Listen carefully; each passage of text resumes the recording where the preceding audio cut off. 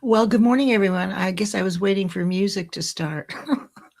It's Leslie Flowers, and it's Mind Over Matter Monday. And I'm glad I wasn't fixing my hair or doing anything else. I was waiting for the intro to start, but I am the intro today. So, welcome, everyone. It's Monday, May 11th, 2026.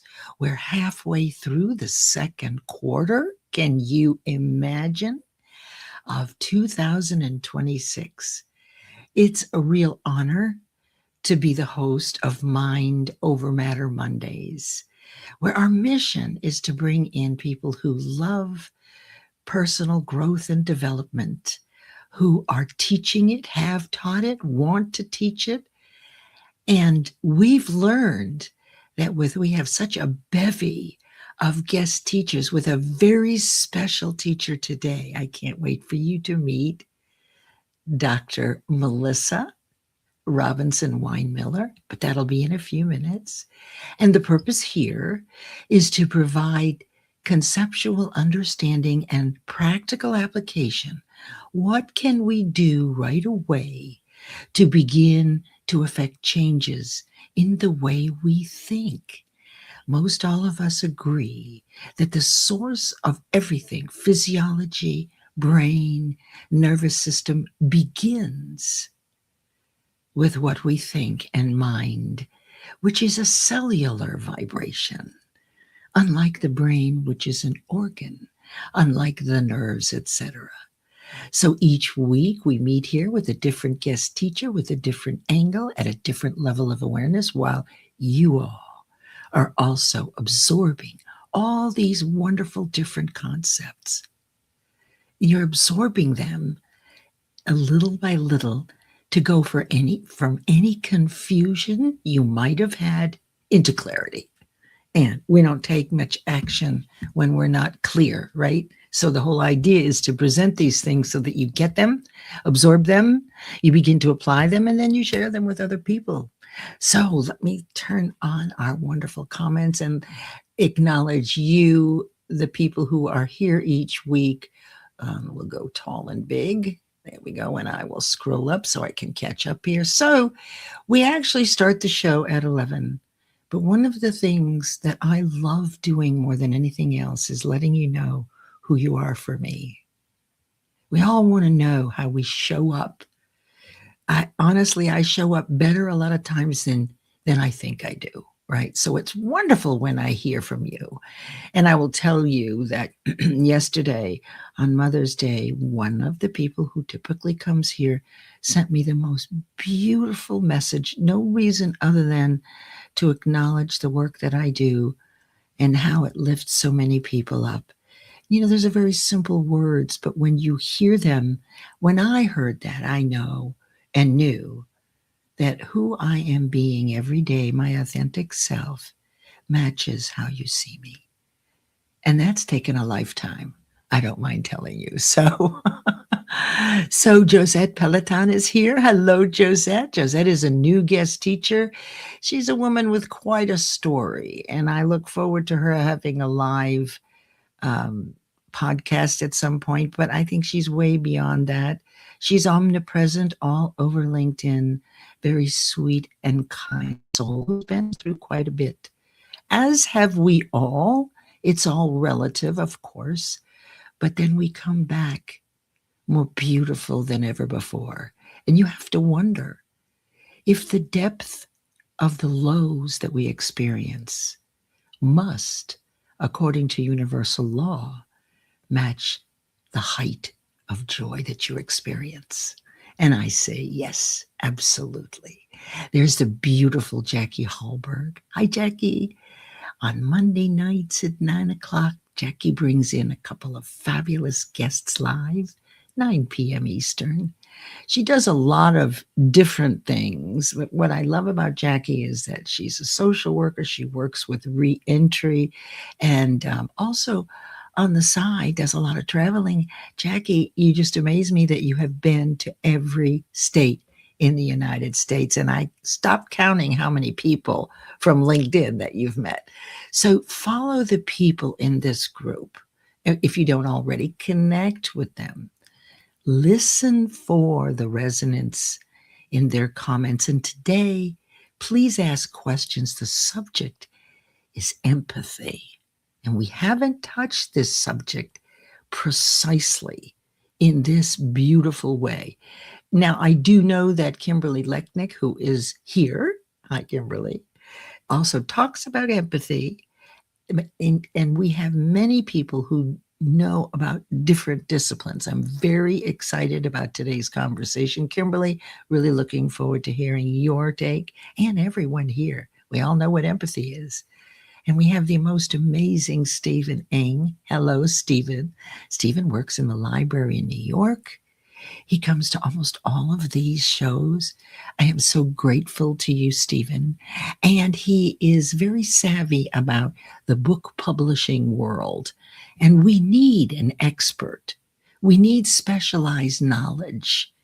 That's one of the principles of success. When you're going to do something, regardless of what arena you're in, that you want to seek specialized knowledge, someone who's been there. Now, that doesn't mean that you want to ask everybody's opinion. Absolutely not. But have a person. So in publishing, he is one of a very small handful of people that is in the know. Stephen, thank you for being that for all of us. It's amazing.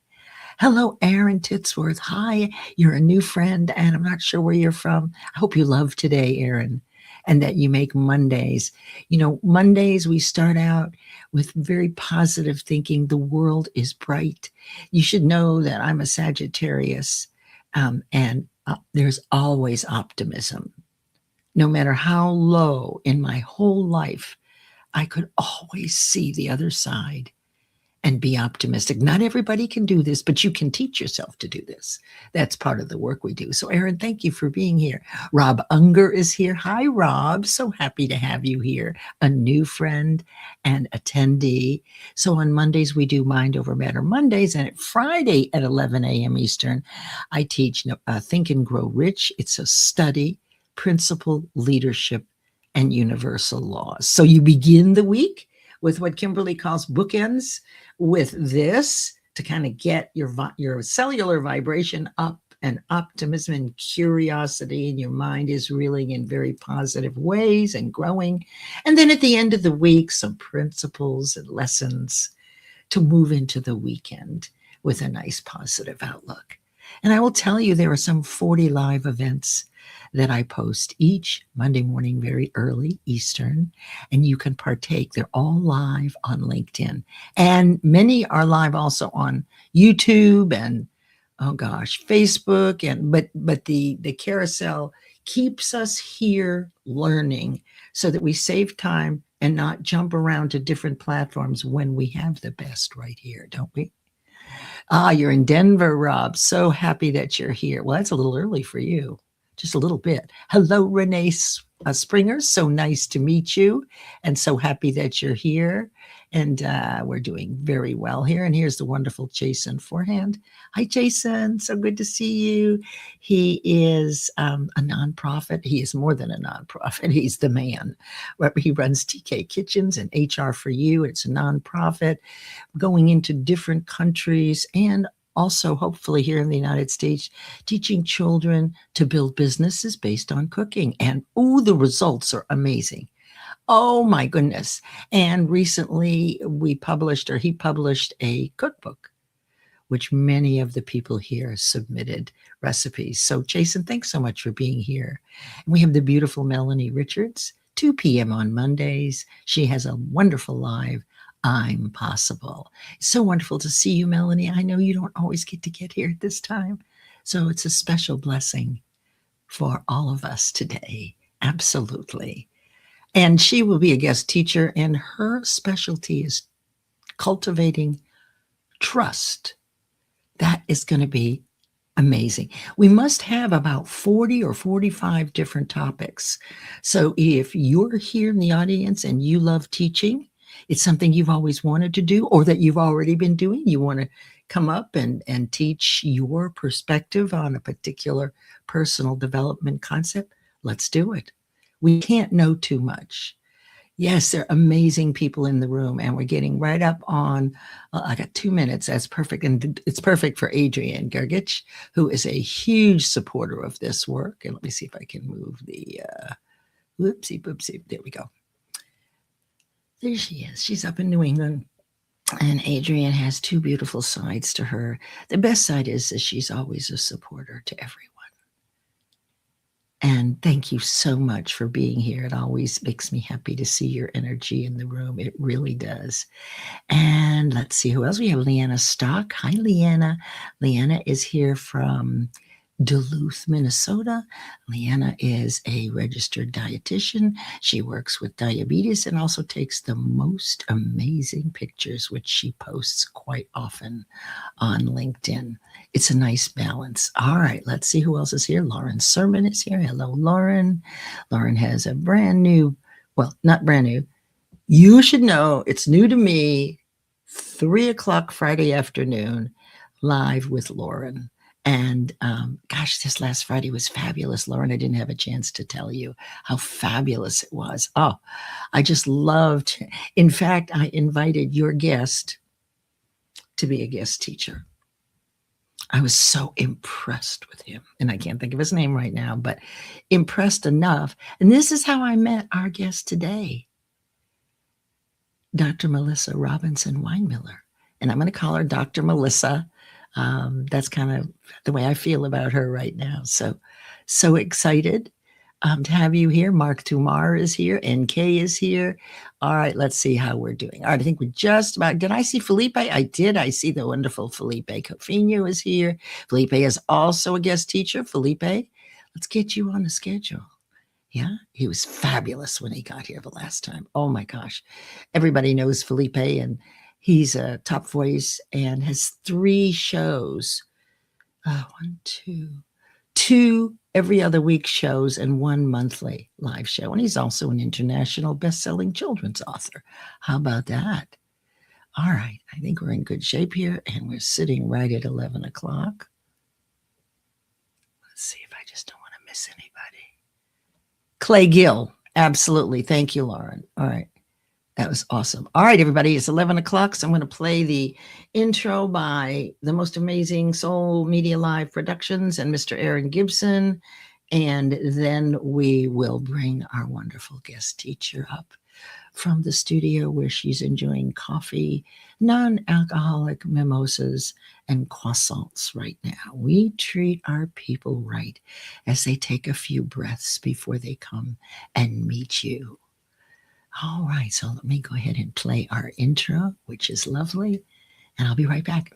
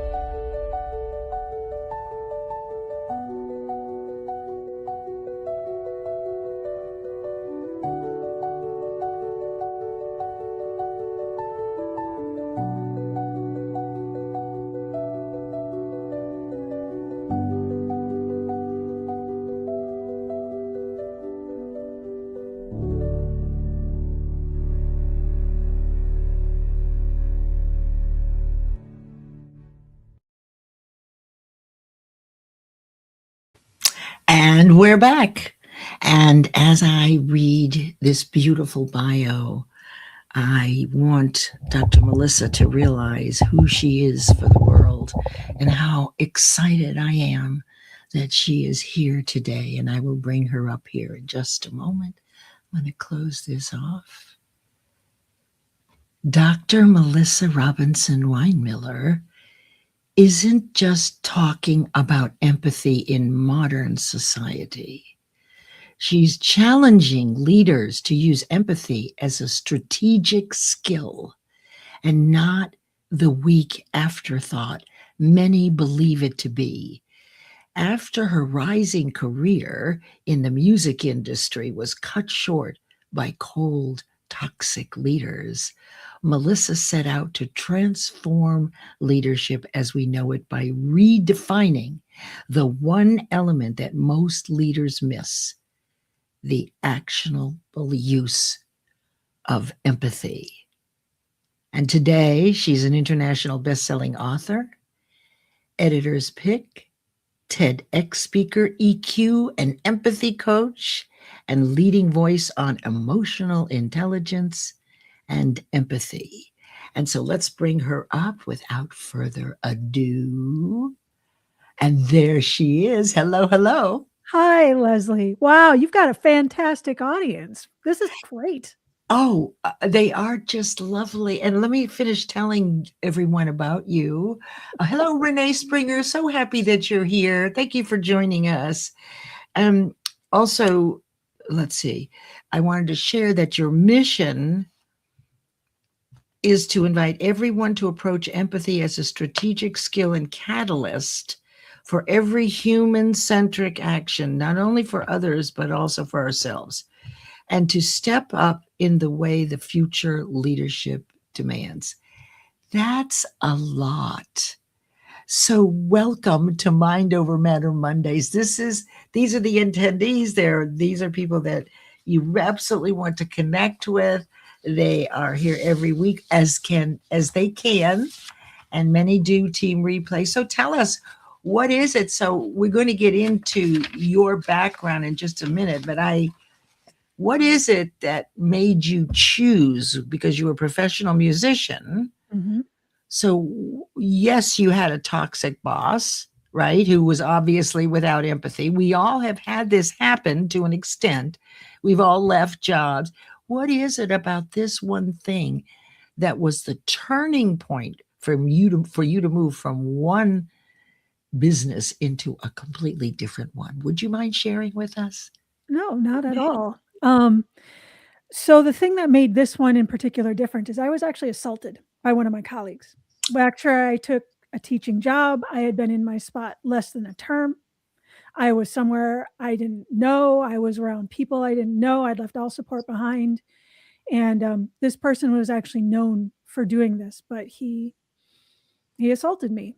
And the problem, as if that wasn't a big enough problem, the assault lasted minutes, but the next 7 years with trying to get my leaders to understand what had happened, trying to get my way through the university and say, look, this isn't right. This is happening to teachers. This is happening to students. We need to figure this out.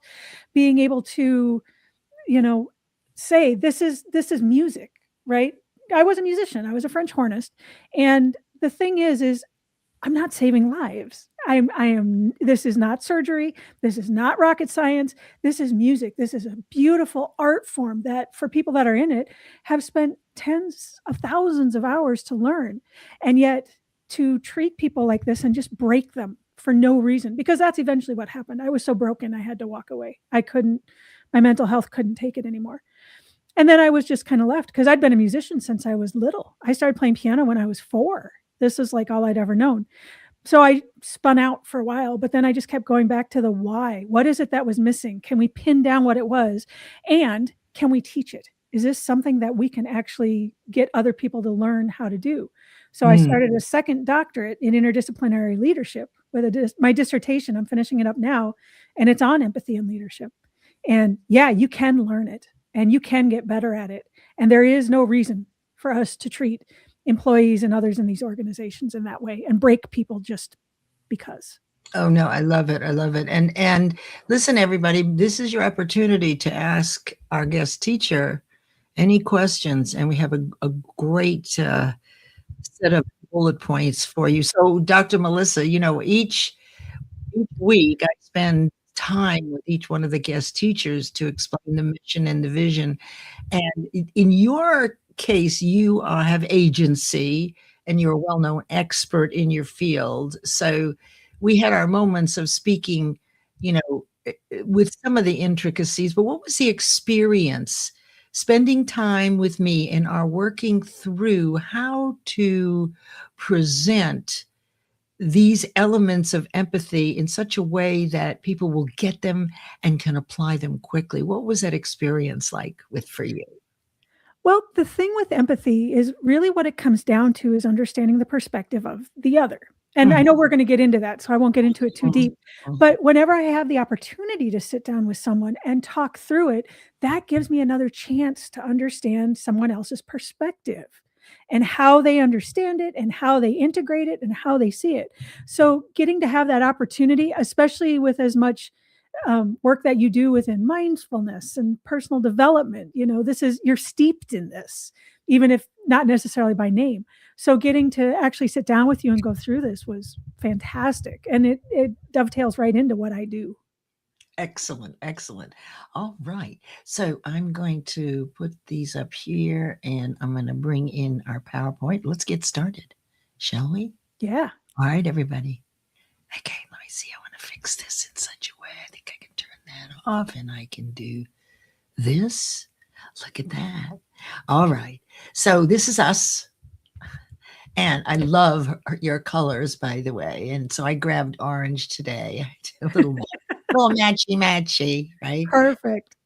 And I did forget to sing the song, and I may sing that in somewhere in between here. I was so excited about you. Okay, so here you are. Let me make us a little bit literaler.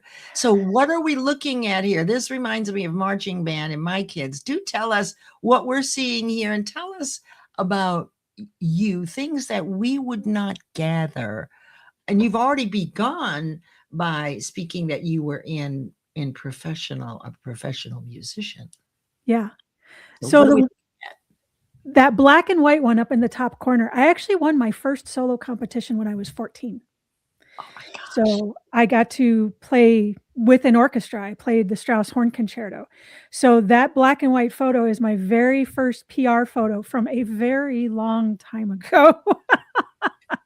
Well, it looks like a graduation kind of thing, doesn't it? Sort of, yeah, but it's even younger than that. I would have been 14 in that picture. Oh my god. Yeah. Oh my goodness. And this looks like outdoors at a football game, yes? No, No? actually, I spent an entire summer in Rome as a soloist. Because if you look at the picture in the bottom, I guess it's my left corner, you can see violins. You see violin bows, and it's taken from the audience, but I'm standing up in front with the French horn Oh, because got it, got it. I see that's it right there. I was soloing. I was playing Mozart's horn concerto with them. And the other picture is from that same summer as well. So I got to spend an entire summer in Rome on somebody else's dime. They paid me to be there, which was like the coolest thing ever as far as I was concerned. I'm And that very would have been like sorry. 26, 27 or so. Oh, that's so wonderful. So it was this experience, this physical experience that turned you had you step away from music, that was like the straw that broke the camel's back? Yes. When everything happened. And that would have been another 20 years after this. I mean, I was in my early to mid 40s when I finally had to walk away. So I mean, this was a lifelong career. This was something I had done my entire life. So yeah. Mm, So that was devastating. Yeah. Gorgeous. And so where do you live? Tell us where you live. Well, I'm in Stillwater, Oklahoma right now, but I don't think we're going to be here. We're here because of a job. My husband got a job here, but I don't see us being here a whole lot longer. I'm originally from the West Coast. So my dad was military, but we spent, well, really, I'm kind of bi-coastal. My dad was military, Navy, Coast Guard. So we always spent our time by water, but we moved every 2 years. Yeah. So kind of Yeah. all over the place. But I'd like to get back either east or west, somewhere Wow. near water. Wow. And so where were you on the West Coast? Where did you come in from on the West Coast? I have lived up by Seattle. I've lived in Portland. I've lived in Northern California, the Trinidad Bay area, and all the way down to San Francisco area. So I've spent time even a little bit up in BC, Canada. I've been all over, up and down there. The West Coast. And you're in Oklahoma now, so you have no ocean on either side. Yes. That's Yes. right. That's right. You might have a lake, right? Or a river that you could visit, right? Once in a great, if they aren't all dried out, yes. All right. All right. Everybody ready? Get your questions ready. Oh, look at Clay says he used to live in OKC. Oh, cool. Yeah. It's a very, About an very hour. cool. All right. Let's go ahead and begin. And we have 4 points that we're going to cover today. This is all about self-empathy and where it all starts. So this is where you want to have your questions, clarifications. Be sure to ask them in the comments. I will do my very best. But let's talk about the first thing. What in the world is it? It's one of those words that we hear all the time. Yeah. And I mean, do you ever just you reach a point and I've got empathy? And what in the world is this? Give us a breakdown of, what do people think it is and what is it really, please? That's a fantastic question. I'm finishing my dissertation right now. And that's one of my questions is, for my participants, tell me what you think empathy is. And I mean, it is all over the place, which tells me that we are not educated as a society what it is. So how are we supposed to use it when we've got all these different myths floating around? And the biggest myth being that empathy is about feeling. I feel what you feel. Now, that's only half true, because there's actually 43 different definitions of empathy. Wait 1 second.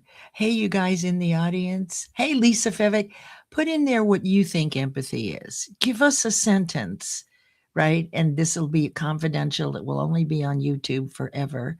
So watch what you say. But would you do that, please? What do you think empathy is? Okay, go on, Dr. Melissa. I apologize for interrupting. Well, the one where I feel what you feel, that's called emotional or affective empathy. So it's one, but it's one of 43. So empathy is actually about taking the perspective of the other person, and doing that through feeling is one way to do it, but it's not the only way to do it. There's somatic empathy, which is where we physically feel in the body what the other person is feeling. There's motor empathy, which is where you might mirror facial expressions or body language in trying to understand the person. And there's 3 types of empathy that I hone in on in particular out of these that I think are especially important to leadership. And I don't want to necessarily jump ahead. I know we're going to get to that next, but just the point is that feeling is good, but it's not the only one. And until we are able to integrate the other kinds, we're really selling empathy short. Well, hey, Leigh Scheidel is here. So glad you're here. So you said motor empathy. And before we get into the 3 basic kinds, you kind of remind me of, had I known during menopause that there were over 100 symptoms, I might have had them all. But it's only Lisa Fevick, who does Metamorphosis Dialogues every other Tuesday at 5 p.m. Eastern. I learned that there are over 100. So we think we know. And so the motor one, that kind of interested me when you talked about facial expressions. I know it's not part of the 3. Would this, when you mimic or mirror someone's facial expression as a form of empathy, is it because they're seeing themselves? And would I do that on purpose? Or does that happen naturally? That if you're, tell us a little bit about that. Yeah, it can be both. That's the thing with empathy, is it's part biological, but part skill-based. So part of it comes naturally. I mean, babies, when they're in the ICU, will show, if one starts crying, the others will start crying. It's called emotional contagion. And it's a kind of a proto form of empathy. But we can learn it. There is skill-based, there is environmental parts to this, there's that kind of thing. So if you have people and they're automatically, and you see this with babies too, right? Where moms will go, and the baby will respond with the same facial expressions. Mhm. So we're kind of hardwired to a certain degree to do this, because in putting myself in your body, I can start to take your perspective and start to understand. But it's also something that we're taught, that we can be taught. If you want to be able to understand the other person and take their perspective and build rapport, mirroring body language and facial expressions is one way to do that. Now, that's considered part of empathy, mirroring? Yep. Isn't that Motor empathy, which includes mirroring. motor empathy? When I was 20, 21, I was a salesperson. And people hated me when I came around the corner because I could sell a drowning man a cup of water. And this was a very long time ago in the health spa business. And I had to make sales, and I was a very good salesperson. And we had a PhD as a manager in psychology. And so when I was going in to the sales room with someone who was my age now, right? The little old lady who comes in with the Kmart, snapped together, with the pockets and all that stuff, right? Well, so I'm like, we're as different as night and day. And she told me, mirror her in the sense that if she smiles, smile. If she doesn't smile, don't smile, right? If she speaks in bullet points and doesn't go on and on, you do the same thing. So then that would be an example, wouldn't it? Yes. Of intentional empathy. Okay. Yeah. All right. Yep. That was really interesting. I wondered about that. Oh, look, Christy Lee is here. Yeah. So are we ready to get into the three kinds these are the ones that just really, when you were on Nicole Angai Galindo's Person Behind the Pen, when you began to describe these three, I can take 3, not 43. I will not be able to absorb. Let's see what Nicole says. Here's a question, okay? Okay. She says, Dr. Melissa, how do you define empathy versus sympathy? For example, I tell my husband he can sympathize with my bipolar disorder, but he can't empathize with it. Sort of. So empathy, sympathy, and compassion are 3, they're called virtue emotions, and they all get put into this big ball, which confuses things even worse. So empathy is when you see the other person's perspective through their eyes. So you're looking at the world through their eyes, what they're seeing. You're taking yourself out of the equation. When you sympathize, you're looking at their situation through your own eyes.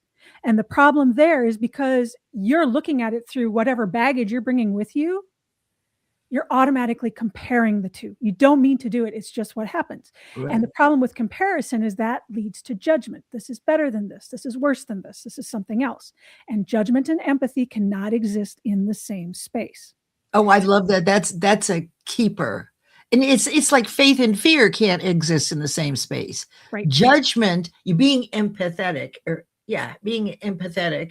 and judging, it doesn't work in the same moment in time. No. Nope. Right. I got Yep. And that's why they actually train health professionals to use empathy and not sympathy. Because if you're approaching a patient on what could be the worst day of their life, and you're going into it in a way that's kind of a, oh, poor you kind of judgment kind of way, that's going to give you negative outcomes. So sympathy, stay away from it. Just the second you start feeling yourself creeping in, you've got to back up and take it through their eyes and not yours. Wow. Let me see. Here Clay's Renee says empathy is when you feel for others and their experiences. Is that confirming what you said? Yes, it's just that it's not always feeling, but you're definitely, that's the perspective taking part. We've got this idea that it's always about feeling, and it's just not. And in fact, there are times when the feeling kind of empathy is detrimental, because that's how you end up with leadership burnout. You end up with people that have empathy fatigue, and that can be destructive. So Clay says here, one of the reasons, here we go. One of the reasons why we autistics often get mislabeled as not being empathetic because we do not mimic facial expressions. I love this topic because empathy doesn't fit neatly into one box. Absolutely. Yes. Thank you for that, Clay. That's awesome. Yeah. Okay. So we haven't gotten to the 3, but let's go ahead and we're going to have a break from our sponsor in a little while. And Nicole's, I guess you answered the question because Nicole says, thanks for sharing that. It makes sense. So good. We want to make sure we answer the question. Absolutely. So now I'm really excited about the three basic ones that I heard you talk about that I thought, oh, we all need to know what these are. And then it's a good place to start. Yes. Right. So let's do it. I know one of them I remember you said was emotional. Can we start there? Absolutely. So emotional empathy really is the one we do all know. That's the I feel what you feel one. But the thing to keep in mind with empathy is there's no action. Empathy is just taking the perspective and feeling. Compassion is the action part. So it's not like you're doing anything, you're not jumping in to fix anything, you're not helping anybody, you're not taking responsibility or shoving responsibility. You are just, it's what Brené Brown calls being in the suck. And that's it. You are in that pit with them. So that's emotional empathy. The pair to that is cognitive empathy. And that means I logically understand your situation, where you're at, what you're feeling, what you're doing, but I don't feel anything. And I teach those two in particular to leaders because there are many times that leaders, if they get emotional, they're not going to be able to lead. You have to be able to keep your mind in the game. It's why I say you have to be able to keep a cool head and a warm heart because you need both of these, emotional and cognitive. You bring up a good point when you say leaders need to. I actually heard in my mind coaches. Yes. Because coaches ask questions. And for me, the coach is the closest person in your life, closer than your husband, closer than your children. Your coach is the person that sheds off all cognitive bias and stands in your world as you to help you by asking questions to find the solutions that are holding you up. So couldn't you say that this could actually be pointed in a large room of coaches? Because if you haven't done the work yourself as a coach, Yeah. you would have a very hard time being objective. Yeah. Yeah. Well, and I would even take that one step further and say that the coaches fall under that leadership umbrella because that's exactly what they're doing. And you've got to start with self-leadership before you can lead anybody else. So I think maybe it's just a different way of looking at it, but I would definitely say they're leaders and so it's the same thing. Absolutely. Well, we could say that we're all leaders. I mean, we're leaders in our home, our church, our education. But yeah, you get what I'm saying. It's a very important. Oh, look, Dr. Marcia is here. To me, it's very important because I myself have run into coaches who bought the certification, who did all of that, but unfortunately were unable. I guess didn't have the practice. Yes. Right? Hadn't practiced enough to be able to become objective. Okay, so we did emotional, which is the feeling, but you said that there's no action. Right. So the next is compassion, which is the partner of emotional, right? Where is the action there, or is there any? Well, that's what it is. So if you think of empathy in this bucket, right? Compassion is the next bucket over. That's why there is an actual compassionate empathy. That's a thing where you do take action, but not all empathy needs any action. Sometimes, sometimes people just need to be heard. Sometimes people just need to be understood. It's not like you immediately take charge and fix it. And in fact, that's actually one of my favorite examples because, if you have a couple and you have one person who's like, I just need to be heard. I just want to be understood. I just want to be able to get this out. That's empathy. But then when you have the other one that's like, I'm going to fix it. I'm going to jump in. I'm going to go for it without actually hearing what the other person has had to say. That's displaced compassion because they haven't shown the empathy first to understand what the person needs before they jump in and take action. That's why the two have to go together. It's so important that one dovetails on the other. You really ought to do a live event on this. I bet there's enough here where you have 43 different kinds. You'd have at least 43 weeks of the year. Okay, so Yeah. we've got the emotional one. Now we moved into cognitive, and this is what? The cognitive is this is more logical, and it's not it like I think emotional empathy we can bring on pretty quickly, but cognitive it feels like you need practice and a little bit of training or something. Yes. Yes. So as of right now, and these studies are, I mean, people that are doing the biological medical side of these, this is evolving all the time. So this idea of what's called a dual root empathy model, where in the brain we're looking at both emotional and cognitive empathy, has only been around since about 2018, which is not that Mhm, long.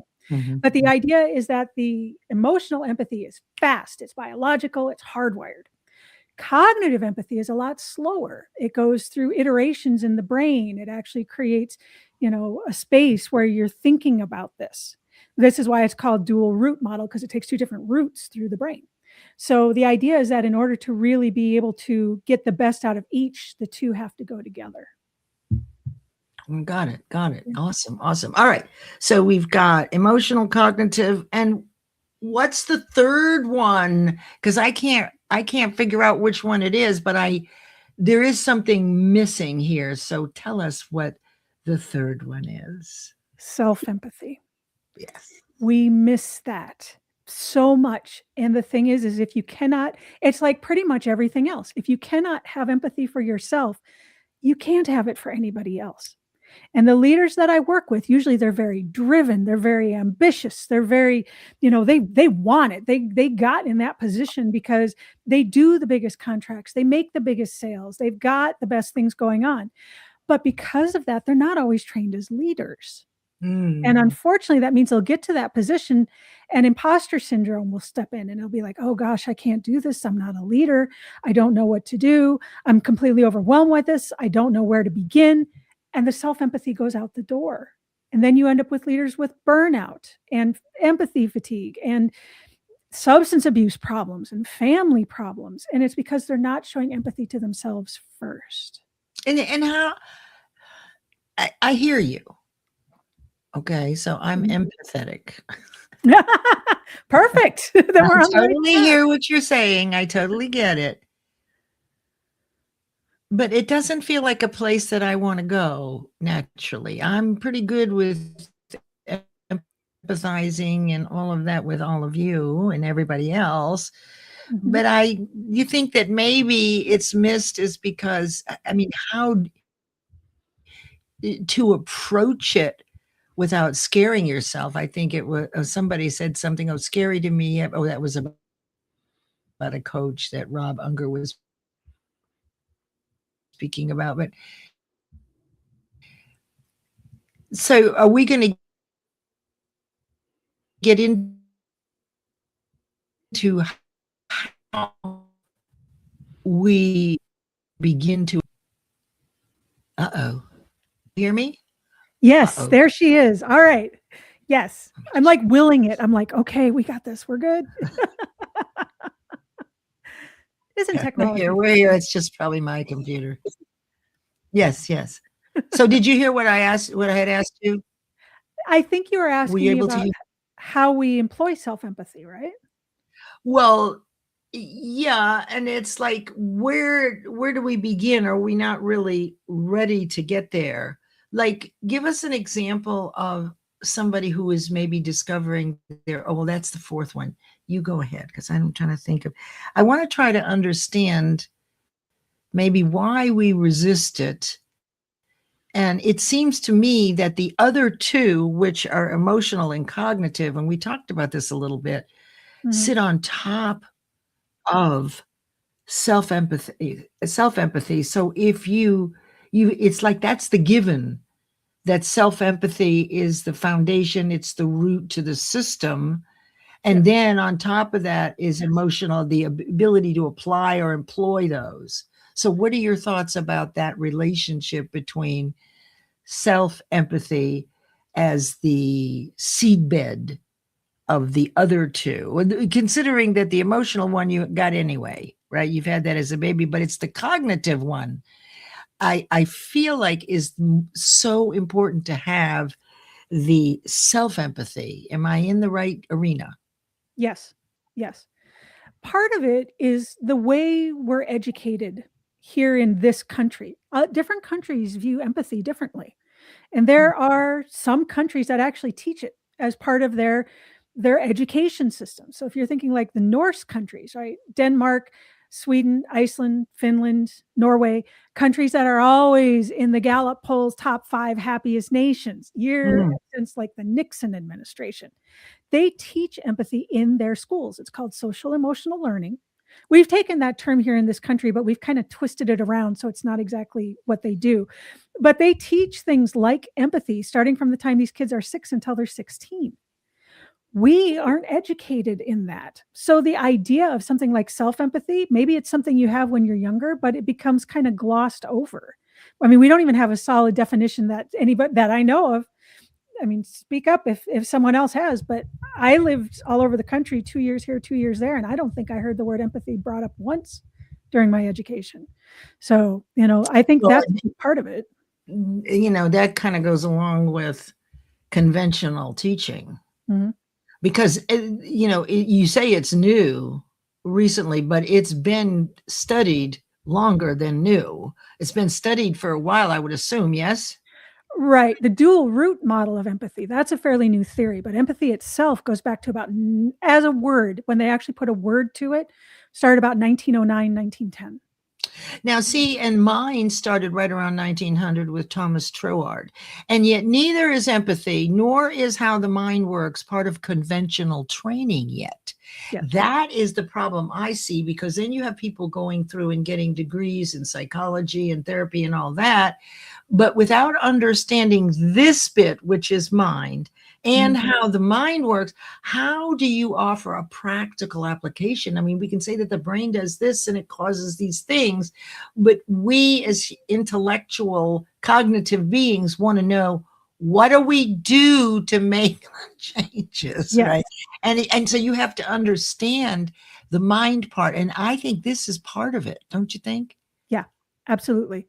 So there's 4 basic steps to lead to self-empathy. Oh, I was just gonna say, let's stop for 1 minute before we get to the self-empathy, because I want to move us and take a moment for our sponsors. I'm going to remove this for now, and I will make us little. Oh, we're real little. Oh, wait a second. Is that what I wanted to do? Yes, it is what I wanted to do. Let me bring this back up here. This is what I wanted to do. Okay, are we ready? So I'm very excited. It's Damian Kinsey here. And Dr. Tanya Farron here, co-founders of the 2350 Network. The 2350 Network is a place where professionals can gather. 2350 Network members meet to discuss leadership, attend Think Tank Thursdays, participate in book club, socialize, and connect with other professionals. Our virtual interactive campus, just like the one you see here, is available 24 hours a day, 7 days a week for members. So join us at the 2350 Network. To become a member, visit 2350network.com. We'll see you soon. Now, we're so excited to have as sponsors the 2350 Network. It all began. Damian Kinsey here. Oops. Let me And Dr. Tanya hold on a Farron second. here, I'm just learning how to. co-founders of There we go. I hushed it. Anyway, 2350 Network started here. It's a great personal development platform. Thank you, Dr. Tanya and Damian, for sponsoring Mind Over Matter Mondays. We're so excited that you're here. 2350 Network. And now she's going to move to the next one. There we go. Now, our next sponsor, who started with us several months ago, is Power Thinking Corp, a cognitive-based personal development program, which is now in an app for ease of use. And Stanley Green is the CEO and president, and twice a week, Wednesday morning, 7:30 a.m. Eastern, 9:30 p.m. Eastern, he comes on to do a teaching. And it's now available in an app where you can access all the lives, all the information that you need and assessments on your own.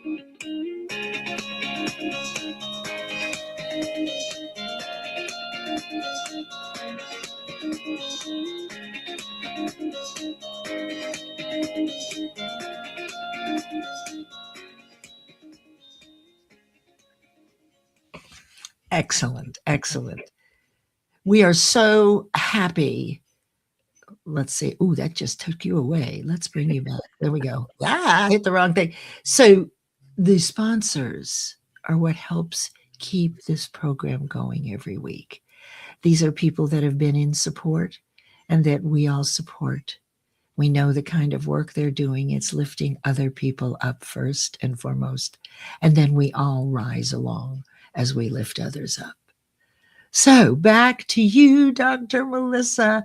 Let's move into exploring self-empathy. Is that where you're going to show us how to proceed through a self-evaluation? Absolutely. Okay, Yep. thank you. So, and one thing I do want to say, I think you are absolutely right, because doing this kind of work is hard. You're going to have to face things that you don't want to face. But I think really that's personal development in a nutshell. And if it were easy, everybody would be doing it. So, Yes.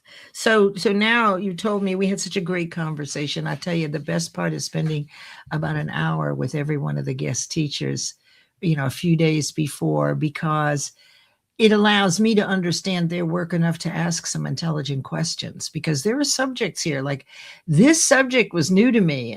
When Nicole had Dr. Melissa on, it was the first time I'd ever heard anybody break that down.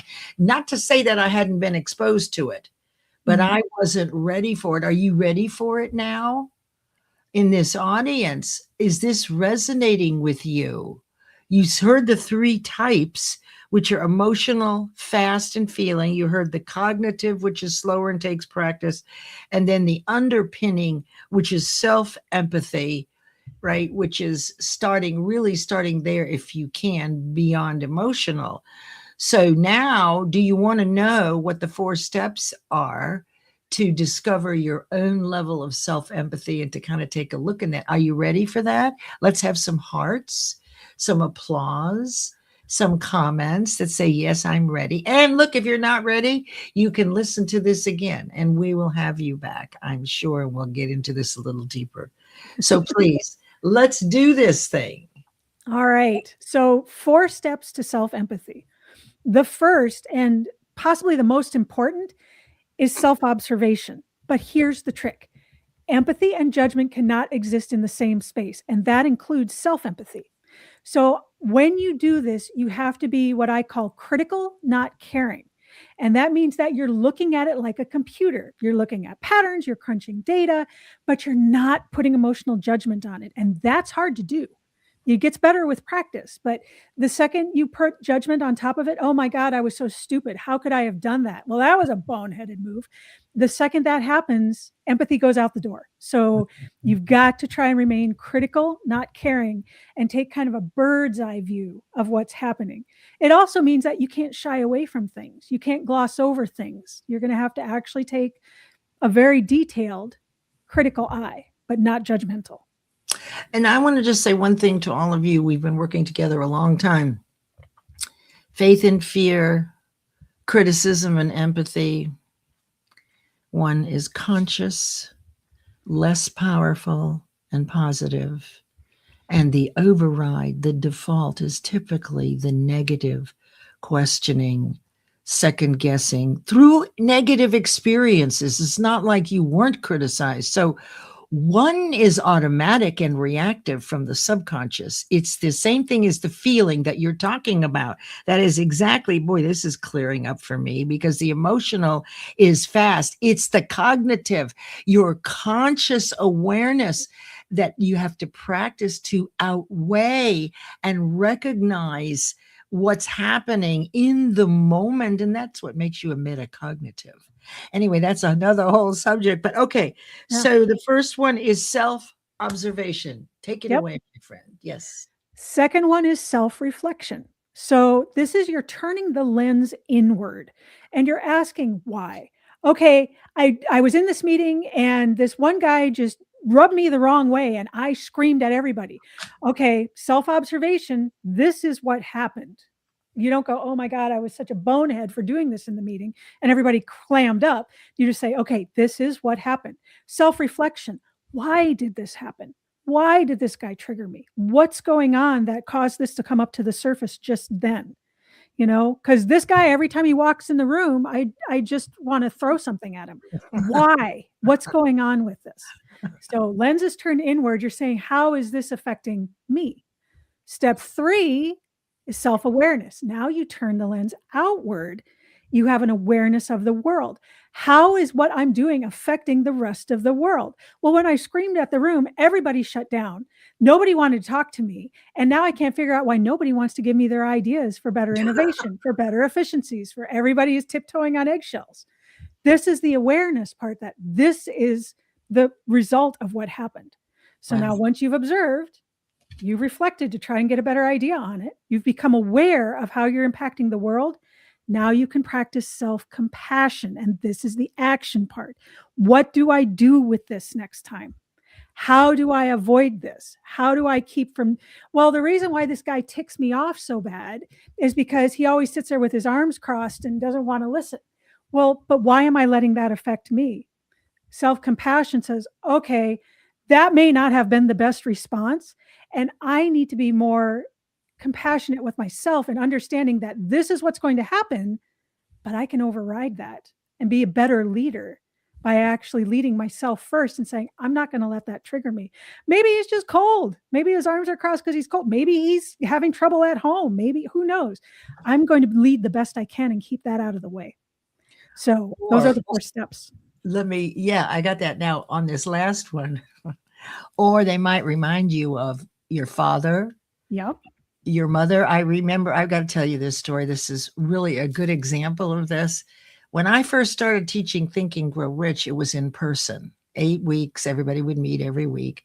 And a friend asked, it was part of the 12-week program, and we're starting a new one. Could I bring someone in just to the first one? This is something I never did. Right? This is boundaries. If you're not in, right? Okay. But I said, okay. Yes. Okay. So the person came and everybody, it was a great night. And I didn't hear from that person. So the following week, I asked the guy who had brought that person, I said, well, how did the guy like that? Did he enjoy himself? You reminded him of his mother-in-law and he said he's not coming back.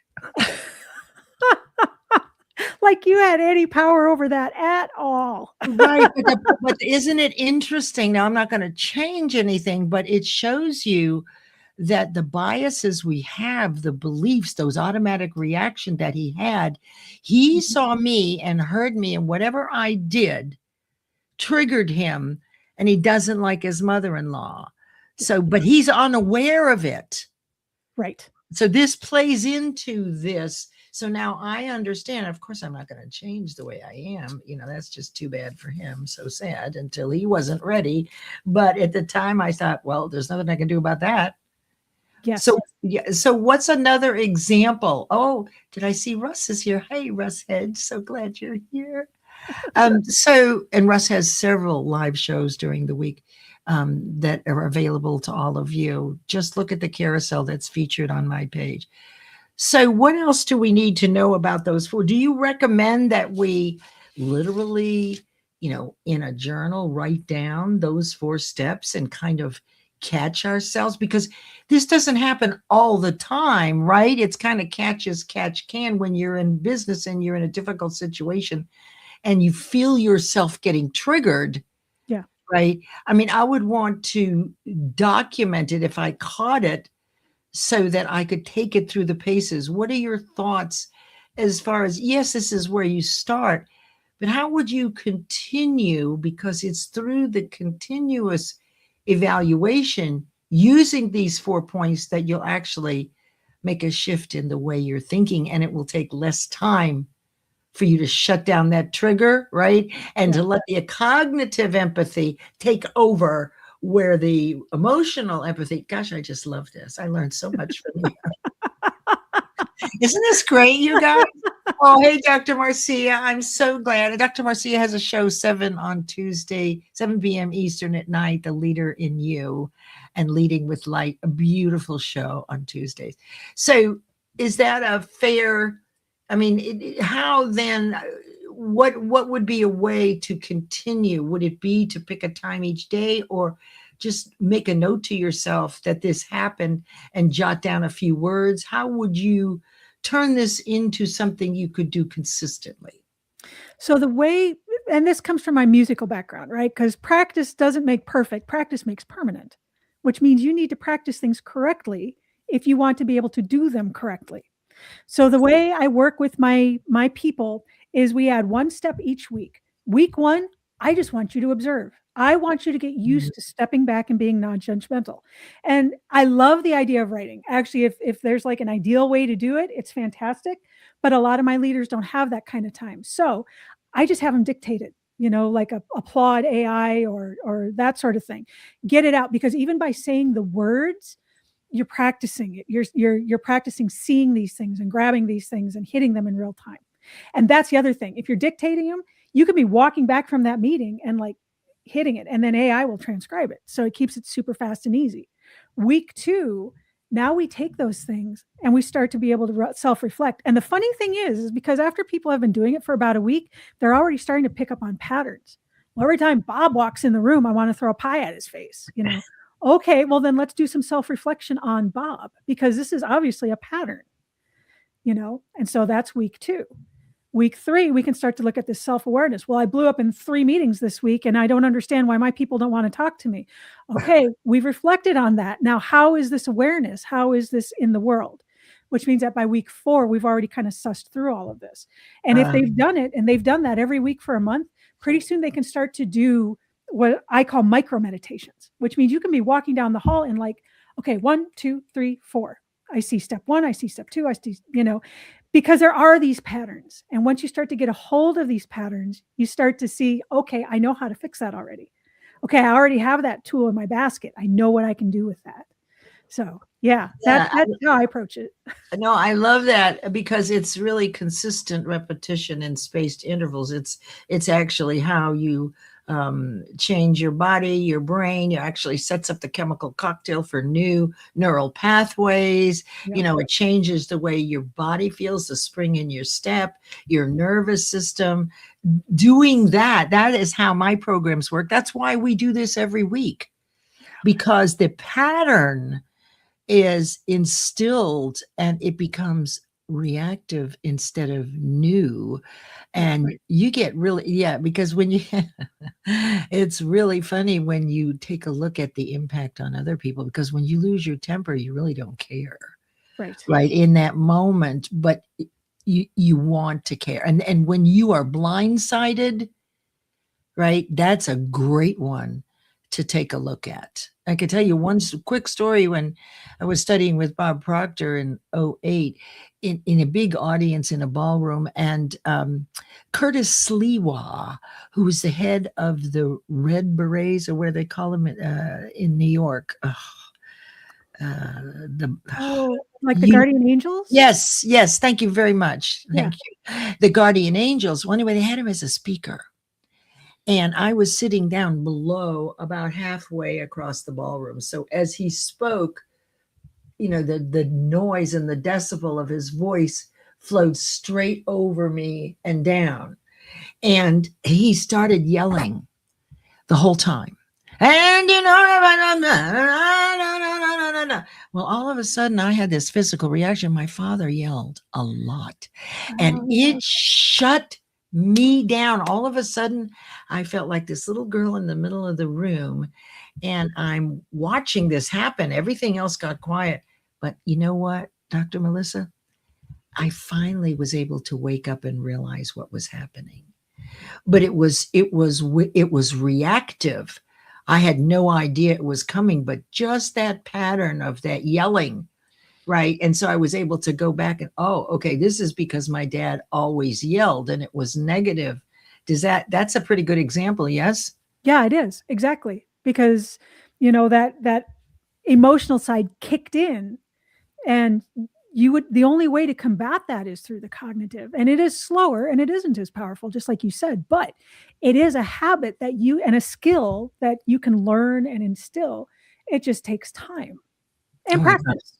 I just love this. This is fabulous. All right. So we're getting a little low on time here. Now, one of the questions I asked you was about using self-empathy as a protection. And you mentioned when we were talking about, people that are sort of on the dark side, that let's just say they need professional help. Yes. Okay, let's just say that. Yeah. So you said you had told me that it's getting worse, that at one time it was 2 to 3%, and it's moved from 7 to 8%. So what one thing can we establish that would begin to protect ourselves from people who are energy vampires, or people who like to get into it? What could we do to ward off these people or protect ourselves using empathy? Boundaries. Having empathy does not mean you don't have boundaries. And I would say that if you have empathy and you're that kind of a person, they need to be even stronger, and you need to really stand behind them, because there are people that will see this as a weakness, and it's not. It's actually an incredible superpower. But you've got to have those boundaries in place, and you've got to be solid with them, and not, because if you have self-empathy, you're going to want to nurture yourself. You're going to want to give yourself compassion, and allowing people to just run roughshod over the top of these boundaries is not respecting yourself. You've got to give it to yourself first before you can give it to anybody else. Because there are those. There's not many, but their numbers are growing, and we need to be aware. And so again, this is the mind piece, the cognitive piece that is excluded in conventional training, right? Like your therapist can say to you, okay, well, this is what's happening and you can try this. I guess that's helpful. But for me, I want to know these 4 steps that you just gave us. And so I am just so grateful. Everyone, we're coming down to the end of the hour. Dr. Melissa, this has been so phenomenal. I know everyone is thrilled with what you have to say. I've learned so much, and I'm so excited. You can go back and scroll through the acknowledgments and get to the meat of this for a replay, because, repetition is the first law of learning. But I want you to be able to connect with Dr. Melissa, and I want to go here. Yeah, there we go. So you can connect with her on LinkedIn, right? And that's your first thing that you want to do. If you're not connected, at least follow. And Dr. Melissa, I invite you to come back into the comments after the show sometime this afternoon, whenever it's convenient for you, to respond to many of the wonderful comments that people have and questions. And then we have a little surprise for you. Guess what? Dr. Melissa, we were talking and on our call, and she, on May 20th at 6 p.m. Eastern every week, Empathy in Action, Ask Me Anything, Wednesday, 6 p.m. Eastern. Shall we give her an applause? Yay. Thank you. Yes, so exciting. So if you leave us with what you shared today, what is it that you want us to remember as we move into our week, Dr. Melissa? I think the 2 big things. The first is just to remember there is more than one kind of empathy, and it isn't all reactionary. So remember, you do want to keep a cool head, cognitive empathy, and a warm heart, affective empathy, and you need them both. The other thing is just to remember that empathy and judgment cannot exist in the same space. So that's your cue. The second you start feeling comparison and judgment, that's not empathy. And now you have the opportunity to back out and do it the way it should be done. That is so beautiful. Thank you so much for making way for us and being part of our guest teachers and being here. And if you'll go back I'll put you in the studio where there's more alcohol-free mimosas, coffee, and croissants waiting for you. Wait for me. I'll be there in just a minute or two. Thank you. Thank you. Everyone, let's give her applause. This was so fabulous. Thank you so much for being here and sharing your wisdom. Yeah. All right, everybody. So we're just about done here. We are. Amazing, wasn't it? She's amazing. Now, next week, we have Kimberly Lechnick here. She's our guest teacher next week. For the guest teachers that are here, be sure to go in and select. There's a couple of spots left for Q2, and we'll open up Q3 shortly. And if you are a person who would like to be a guest teacher, reach out to me by DM and also support our show and come back and visit. And if you want to start a live, I'll help you to get started. There's other people here too that can help you, but I can get you going. And then this Friday, of course, we'll have Think and Grow Rich, Principles, Leadership, and Laws. And this week we're looking at self-suggestion, auto-suggestion, which is perfect for what we've just been talking about, and the 7 universal laws that operate all the time to take some anxiety away from us. A lot of things are already taken care of that we might not have been aware of. And we sometimes worry about things that the universe says, I got you here. And that's what we'll be looking at. So with that, my friends, thank you so much for being here. And we'll play the outro. See you on the boards, everyone. Head on over to Shawn Michaels' Monday Mind Shift Live. You've got a couple of minutes. He'll be waiting for you.